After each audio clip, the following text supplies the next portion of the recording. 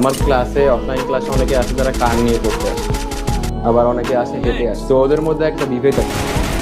তো ওই বিভেদটা কি যে কে, কার বাপ কি করে, কার আম্মু কি করে, তো এইটা নিয়ে অনেকের একটা গর্ব হয়।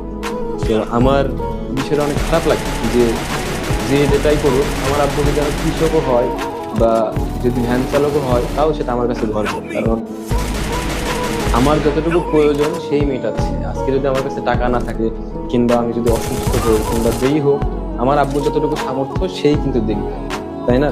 তো এটা নিয়ে তোমরা যথেষ্ট বড়, তোমাদের মধ্যে এতটুকু ভারত আছে, তারপরে আমি তোমাদের বলি, কখনো কোনো পেশাকে অসম্মান করা যাবে না। কখনো কোনো পেশাকে অসম্মান করা যাবে না। আমরা মানুষ, আমরা সবাই একে অপরের উপর নির্ভরশীল। আল্লাহ তাআলা আমাদের সৃষ্টি করছে কিন্তু এইভাবে, যে কিভাবে সৃষ্টি করছে যে আমরা একে অপরের উপর নির্ভরশীল। একজন উচ্চ পদস্থ কর্মকর্তাও কিন্তু একজন নিম্ন শ্রেণীর মানুষের উপর নির্ভরশীল। কিভাবে? একজন টিচার, সে কিন্তু যদি অসুস্থ হয় তাহলে কিন্তু তাকে ডাক্তারের কাছে যাওয়া লাগে। একজন ডাক্তার যদি তার বাড়ি তৈরি করতে যায়, তারপর তাহলে কিন্তু তাকে ইঞ্জিনিয়ারের কাছে আসা লাগে। এখন কথার কথা বলতেছি, একজন ডাক্তারের বাড়ি, ধরো কথার কথা বলছে ওয়াশরুম পরিষ্কার করা লাগবে, সে কি নিজে করবে? অনেক আমাদের সুইপার আছে, সে যদি সুইপার যদি না থাকতো তাহলে তার ওয়াশরুমটাকে নিজে পরিষ্কার করতে হবে।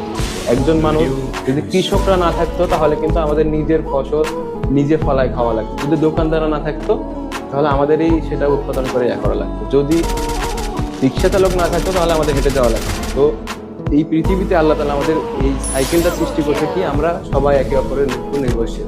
তো যে যেখানে আসো, যার জায়গাতে আসো, সবাই সবার জায়গা থেকে সবাইকে সম্মান করার চেষ্টা করবো, দেখবা আল্লাহ তাআলা তোমাকে এমনি সম্মান দিবে।